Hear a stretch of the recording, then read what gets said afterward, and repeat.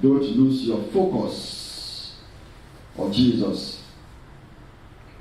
There are many distractions today in this world. From the media to the community we live, peers, workmates, politics, and so on and so forth. So many things can distract the children of God. The story I want to share with us this day is about the disciples who were sailing and they were confronted with a contrary wind. Jesus walked to them. Peter said, Lord, if you so command me to come, and he went and he lost his focus on Jesus and he began to sink. So, topic again, don't lose your focus on Jesus. Everything centers on him, the Lord Jesus Christ. Everything about this world, everything about our lives centers on Jesus. You know, in the midst of chaos in this world, in the midst of persecutions and troubles of this world, don't let anything derail you from this Christian journey. Don't ever be distracted by what is going on in the world today. Everything is about him, the Lord Jesus Christ, and him only shall be praised and worshipped. So I want to discuss with us about some critical issues that comes up from this passage this day. What the Lord put in my heart as I was preparing for this message. The first thing I want to discuss with us is about the clarity of Jesus' instruction. The clarity of Jesus' instruction. Clarity of Jesus' instruction. And he said in verse 22, immediately Jesus made his disciples get into the boat and go before him to the other side while he sent the multitudes away. He had just fed 5,000 men, excluding children and women. So we are looking about a population of 20,000 people. He fed them with just bread and fish. He multiplied this food and they ate and were satisfied. In the account of St. John, in John chapter 6, when people ate this food, they said, what? This is the king. They wanted to make Jesus king by force, and he rebuked them. And after that event, Bible says Jesus immediately made his disciples to get into the boat. The word made there, in the Greek word, means compel. Compel. The actual word in Greek is enankasein, which means compel. Probably the disciples didn't want to leave Jesus alone. Maybe there was only one boat left. And Christ asked the disciples, go to the other side, while he dismissed the crowd. And he himself wanted to go and pray. There we are, on the top of the mountain. But maybe the disciples were saying, Lord, but why do you want to come and join us there? Why should we live here? Christ compelled them. But good, they listened to him. They were obedient to Jesus. Christ said, we make disciples get into the boat and go before him to the other side. Destination was clear. Get into the boat, go to the other side. In other words, the disciple of Jesus Christ obeyed the Lord Jesus Christ. They obeyed his word. And the Bible says they went into the boat and began to sail. They were not in rebellion to the words of Jesus. Christ has spoken, and his words were clear. Go before me to that side. And the disciples obeyed him. Destination is other side, and when you are faced with any adversity, while you are obeying Jesus Christ, that doesn't mean God is not with you. I wrote it down there. Destination was the opposite side, and they have to get there. They faced contrary wind. Jesus did not tell them that I want you to go to the sea and go and get drowned. When Christ speaks, his words are clear. When he speaks, what he said will come to pass. When he gives direction, his direction stands and no one can change it. He has spoken to the other side not to go and get drowned in the sea. Jesus is speaking to us also on a daily basis through the pages of the Bible. His word is clear to every one of us as of today, or as of today, that I will be with you, I will never leave you, nor forsake you. Not to go and drown, not to go and perish, but to float on the sea, sail on the sea, you will get to the other side. So his words are clear. It's clear to the disciples. You know, the place of security is not the place of favorable circumstance, but the place of obedience to God's will. So whether it is favorable or not, it does not necessarily mean that yes, you are doing God's will. Sometimes you will be in God's will and the situation will be unfavorable to you, just like the disciples of Jesus experienced it. They began to go forward, or they moved forward in obedience, facing the storm, better than going backward without storm in disobedience. Do you get what I just said? Moving forward in the right direction according to the word of Jesus and facing obstacle is better than going backward in disobedience. He has spoken. Whether storm or not, destination is to get to the other side, and they must get there because he has spoken. He is God, the Son of the Most High God, and nothing can stop the words of Jesus. This same Jesus spoke through the pages of the Bible from the days of Abraham, or from Genesis chapter 1 till date. When he called Abraham out, he told him clearly, come out from your kindred, come out from your family, come out from all this, and I will, Genesis chapter 12 verse 1 is enough. And the Lord said to Abraham, get out of your country, from your family, and from your father's house to a land I will show you. It's always clear. When he spoke to Moses, say, I'm going to deliver my children from the land of Egypt, and they will get to the Canaan land that I've promised for them. They got there as God has spoken. Very clear. He has promised us that we will never perish. He has promised us that nothing will stop us. He has promised us that no one can pluck you out of my hands. He has promised us that I'm going to give you life and life in abundance. He has promised us that he's going to bless us. These were the words of Jesus, and nothing can stop it. Today, some people, they are walking in disobedience. They are embarking on a wrong journey. The Bible says there is a way that seemeth good to a man, but the end thereof is death.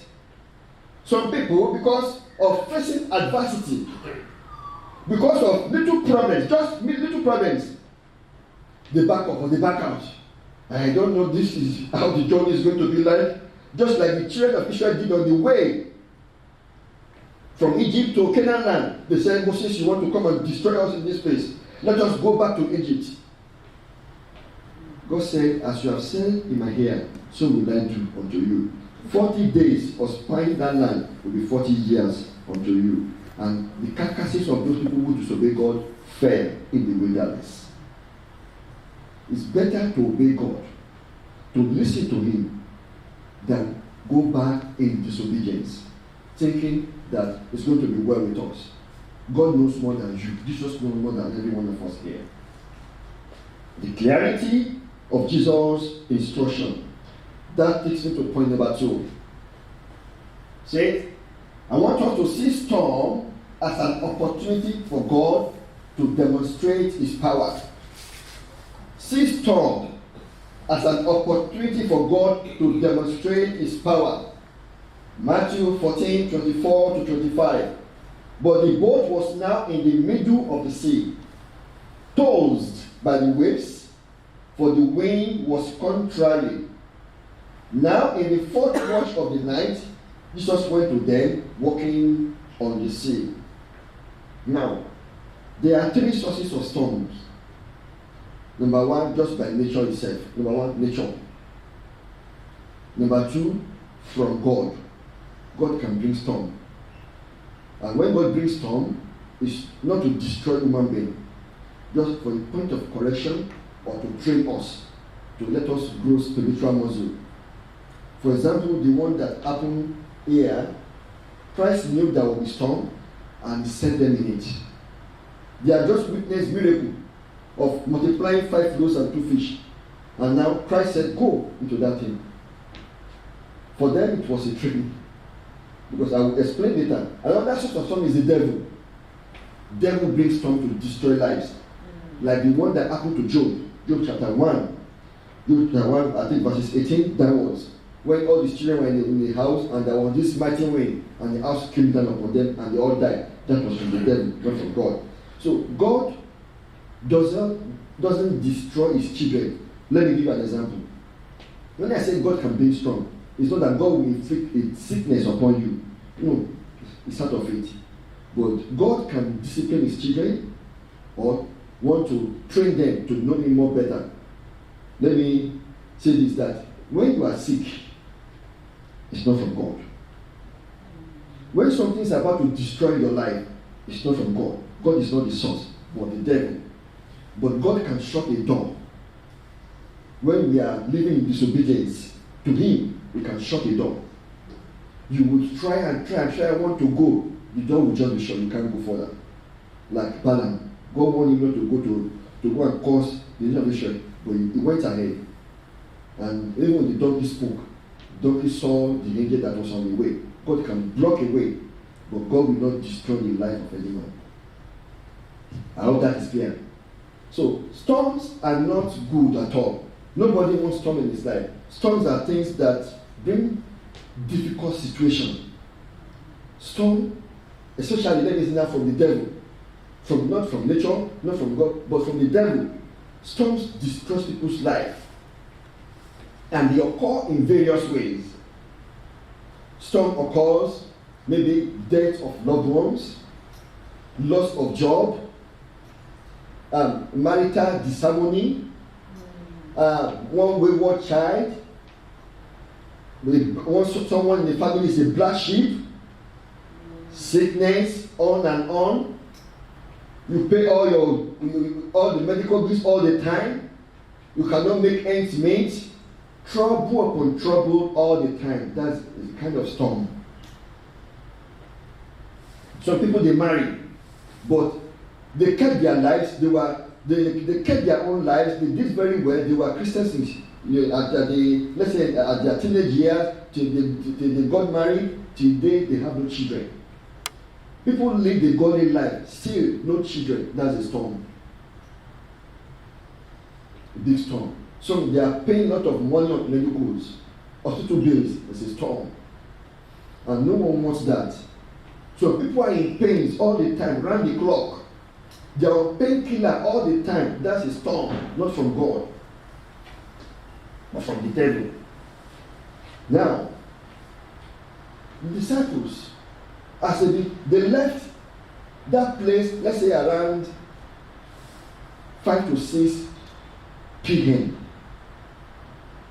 Because immediately the crowd ate the food, it was getting dark, Christ dispersed them. And in those days, in the Palestine area, in the days when the Romans were governing that area, they had 4 watches. The first watch of the night is between 6 p.m. to 9 p.m. Second watch, 9 p.m. to 12 a.m. Third watch, 12 a.m. to 3 a.m. And fourth watch, 3 a.m. to 6 a.m. So these people, they embarked on this journey on the sea between 5 and 6 p.m. And since that time, the wind was contrary to them. The wind was against them. Don't forget that these people, some of them were trained fishermen, like Andrew, John, Peter, and James. Some of them were trained fishermen. They knew the sea very well. They knew how to navigate their way in the sea. But this storm was different. It was contrary to them. And if they had sail pulling work at this time, you know, that's clothing they put on the sail that moves the ship on the sea. The sail will not work in this kind of storm. In natural, they can capsize. But no, Bible says they began to row. 12 disciples, 6 on this side, 6 on that side, to make the ship balance. And you know, they row and row and row and row the boat, and the wind was pushing them further away from their destination. They were at the brink of being destroyed. It was just about maybe 2 to 3 hours journey on the sea, sailing on the sea. But from 6 p.m. to 3 a.m. for 9 hours, minimum of 9 hours, they were on the sea, rowing hard. Sea was against them. It appears the end has come. Where was Jesus? On the mountain, praying. This is a pattern of Christ today, who is seated at the right hand of the Father. Now praying for the church. We are in this world. The body of Christ is in this world, interceding for the church. We are never alone. He is always with us. He has given us that word. Lo, I will be with you, even unto the end of the age. So the disciple facing this storm is like the church today in this world. You know, persecution everywhere for body of Christ. In actual sense, there are more persecution for churches today than before in human history. Due to policy of government, due to hatred, killing of Christians, and this kind of thing, so on and so forth. But Jesus, our King, is the right hand of the Father in heaven, interceding for the church. Now, to make the matter worse, in this case now, in this scenario, they expended their energy. They were disillusioned. They were frustrated.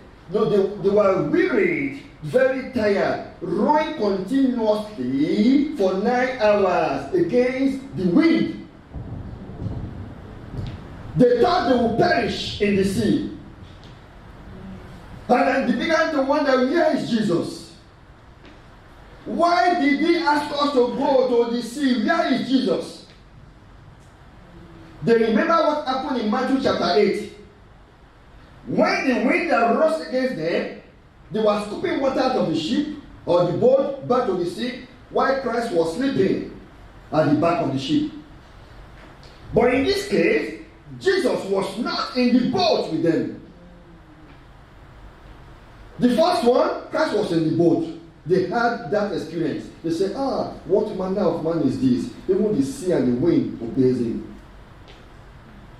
But this time, Jesus wasn't there. So where is Jesus? They were complaining. They were just complaining. They were saying, God, save us. God, save us. God, save us. So when you see someone's life, may I say to you that you are never alone. Storm comes. Storm, they will come. You know, there is a passage I shared with us recently in the book of Isaiah, that when you pass through the waters, I will be with you. Water, you will not get drowned.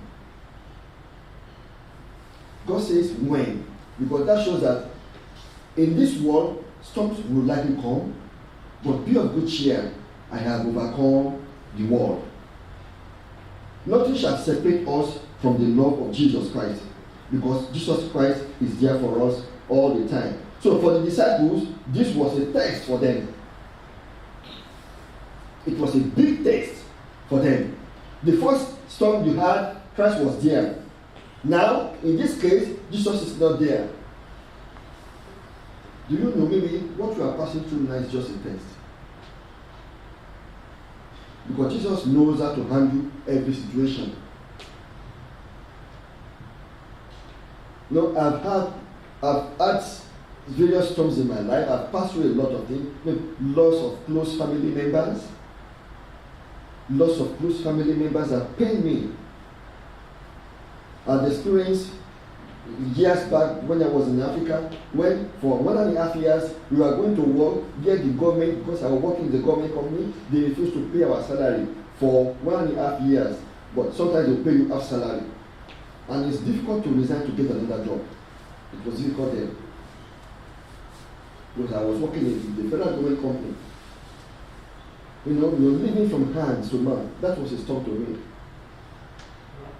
But God was in the midst of this storm with me, and He saw me through. There was another storm we had in the family recently, in the year 2015, when the devil attacked my wife with cancer, breast cancer. It was another big storm in the family. Everyone was down, but we held on to Jesus. We held on to Jesus, that no, this is not going to happen. And the devil came and showed me the picture of men of God, women of God, better than us, greater than us, that were killed by cancers of various sorts. People whom I respect so much that died of cancer. The devil was bringing that picture, but we held on to Jesus. God helped at this time. You didn't tell us this. Everything you showed us, some of them they have come to pass, but this one, you didn't tell us this. The storm came. But I want you to see that when that storm comes, it's about God to show His power. It's for God to show His glory that is greater than all. The devil can bring storm, but in the middle of that storm, Jesus is there with us. Many Christians have the mistaken idea that obedience to God's will produces smooth sailing. So, let me say it again. Many Christians have the mistaken idea that obedience to God's will produces smooth sailing. But this is not true. When you obey God, God says move from point A to point B. God will show you point B where you are going to. But from point A to point B, there are obstacles on the way. There are storms on the way. There are hurdles to cross. It will not show you that. God might be testing you, just like He tested the disciples here. See, how will you react to this thing? But never made to destroy anyone. Even let the devil bring the storm. Since God is with you, He's going to see you through. I don't know what you are passing through, what the difficulty you are facing now. Jesus is greater than all. Amen. No matter how difficult the situation is, we are serving the King of glory, the Lord Jesus Christ Himself, who has conquered the world. The devil might try his best, try to disappoint or frustrate or try to bring us down, because we have the mighty one, the Almighty God, beside us. So we will not fear. This opportunity for God to demonstrate His power. Point number 3. We need to learn to exercise faith in the storm. And I read from Matthew 14, 28 to 29. And Peter answered him and said, Lord, if it is you, command me to come to you on the water. So He said, come. And when Peter had come down out of the boat, he walked on the water to go to Jesus. Christ was walking to them. But when they saw someone walking on the water, which has never happened before, the Bible says they cried, it is a ghost! It is a ghost! They were afraid. Very afraid. You know what happened? In those days as well as it is happening now, many people believed that there are ghosts in the sea. There are demons in the sea. There are demons on the land, and there are demons in the air. There are demons that live in the forest, in the trees. Some demons, they live in human body. That is why we cast them out of the body. So in those days, they also believe that these are marine spirits, all these water spirits. They believe that such things exist in those days. And apart from that, John the Baptist had just been beheaded by Herod. But they could have been thinking maybe the ghost of John the Baptist. So they shouted, and Christ said, "Be cheerful, it is I. Do not be afraid. I am."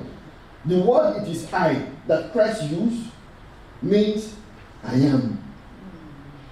It's not a bad grammar at all. It is I. It is the same as I am. That is the name God used to Moses in the book of Hebrews chapter 3. When we say, "Tell me, whom shall I say send me?" Tell them, "I am that I am." That is the name of God, Yahweh. In the nation of Israel, they don't call this name. In Israel, they don't call Yahweh. So when they are reading the scriptures, when they get to that place, they will just keep silent. They will say, because they revere that name, they don't want to call the name I am. So Christ at this time, it is I means I am. Be of good cheer. You know Peter, as Peter was in those days, Peter was a born leader. He was the kind of man that always speaks before he thinks. And he said, "Master, Lord, if it is you, command me to come to you." Jesus Christ said, "Come." Did you notice? Jesus did not rebuke Peter for saying, "If it is you, command me to come." Jesus honored the faith of Peter. While other disciples were still shivering, they were still looking, maybe Jesus, Peter, be careful. Peter, you better be careful. It can be, or someone disguised as Jesus. Be careful. Peter, because of the complete trust Peter had in Jesus, he had seen the powers of Christ in display before. All he needed was just command me, I will come. And the Bible says, let me read again, Matthew 14, 28-29. And Peter answered him and said, "Lord, if it is you, command me to come to you on the water." So he said, "Come." And when Peter had come down out of the boat, he walked on the water to go to Jesus, because the King of Glory was with them. It never happened in history that someone would walk on the water like that. That was the first time in the history of the world. And Peter, in faith, Peter was a bold person, outspoken, and always want to do something to lead other disciples. Then, by faith, Peter stepped out without thinking that he was in a safer place than in the sea, because they were already about to perish. He didn't think about the depth of the sea at this time, because Jesus Christ had spoken. He stepped out. Bam! First step, solid. Second step, solid. And he was getting closer to Jesus. And believe he must have been so excited. This is good. This is fantastic. I'm walking on the water. Oh, Jesus, I'm coming to you. He was excited. Coming, walking. All the other disciples, they did like this. They were watching him. They are looking at Peter. So sorry for him. Now, before I go to the next point, learn to exercise your faith in Jesus. Don't look at the odds. Don't look at what the world system is saying. When you focus on Jesus, it builds your faith. When you focus on Jesus, it develops you. When you trust in His word and what He has said, you look at problems as minute things, as insignificant things. When you are with Jesus, when you trust in His glory and His power, you look at storm. Say, storm, what are you doing here? Okay, back. Go away. I read a book about Smith Hugglesworth. There was a day the devil appeared to him in his bedroom. And he saw, if you want to know about him, just Google his name. He was one man of God with power. God really anointed him with great power. The devil appeared to him.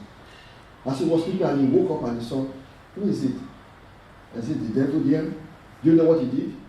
He did not even rebuke himself. I thought it was something. So it's you. And he went back to sleep. Nothing happened. It was operating at that stage of power. Trusting Jesus. The devil, you think you can come and harass me in my bedroom? He just went back to sleep. He ignored it completely. When you are with Jesus, you ignore problems. Because problem is nothing when Jesus is present. So Peter began to walk like other disciples. He began to walk and Bible says when the wind was boisterous, and Peter turned his face away from Jesus. He was walking in this direction. He saw the wave, that big wave coming, and he looked. This wave. Then they began to sing.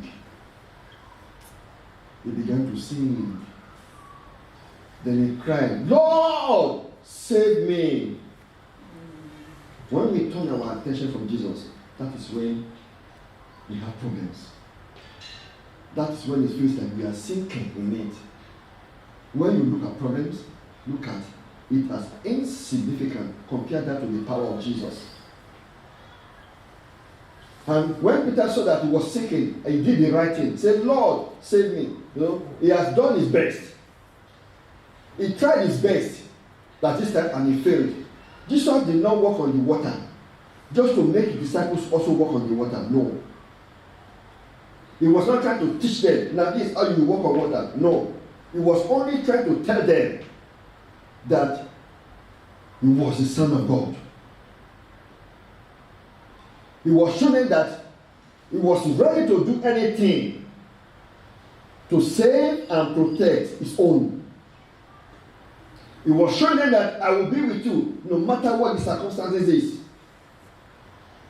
That was what he wasn't trying to tell them, Peter, disciple, come, I want to teach you how to walk on water. No, that is not the point there. But he was just teaching them who he is. And they should see Jesus Christ in that perspective. You know what happened? When Jesus got into the boat, he did not even rebuke the wind. As Jesus stepped into the boat, you know what happened? The wind ceased. And they worshipped. This is the Son of God. He did not even rebuke it. So when Peter was sinking, he just held Peter up and they walked back together into the boat. Peter walked back. He did not steer. Christ lifted him up and he walked back together with Jesus on that same sea and to his boat. Peter got to the end of himself and cried. And that is what God wants. When you have tried all your best, all you could, and it failed.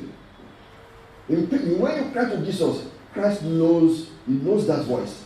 That this person has done his best, he has failed. Now, you now see the demonstration of the power of God. When our best ends, that is where God's power starts from. So, time to exercise your faith very well. Number 4, which is the last one, is don't lose focus on Jesus. Verses 30 to 31. But when he saw that the wind was boisterous, he was afraid and beginning to sing. He cried to Jesus, saying, Lord, save me. And immediately Jesus stretched out his hand and caught him and said to him, Oh, you of little faith, why did you doubt? That's the last one. Don't ever lose focus on Jesus. The Bible says, look unto him, the author and finisher of our faith. That is the book of Hebrews, chapter 12, verse 2. Looking unto Jesus, the author and finisher of our faith, who for the joy that was set before him, endured the cross, despising the shame, and has sat down at the right hand of the throne of God. Focus on Jesus. Never be distracted. Peter was distracted for just a second, less than a minute. Big, mighty waves coming, and he began to sink. Distraction is dangerous. You are on a journey. The journey is a glorious way. We are on a journey. It's a narrow path. The narrow path that leads to life. there's another wide way that leads to destruction. And many people are walking on this wide path. But the narrow way is the way of Jesus, where everything is streamlined to the ways of Jesus. Everything has been trimmed. Selflessness, sinful way, all extra baggage that not required in this path. It's just you alone in this path, alone with Jesus. But in this path, you are not alone. Jesus is walking with you. Never lose focus. Never lose focus. Distractions are around us. From what we watch, what we listen to, what we read, what we allow to stay in our mind. Please and please do not get distracted.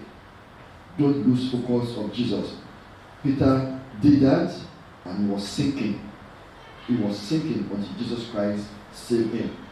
And maybe you have lost focus already. Maybe someone is pushing you or you are about to do something that is not of God. Retrace your step. Retrace your step. Retrace your step. Don't lose focus on Jesus. The Lord bless you in Jesus' name. Amen.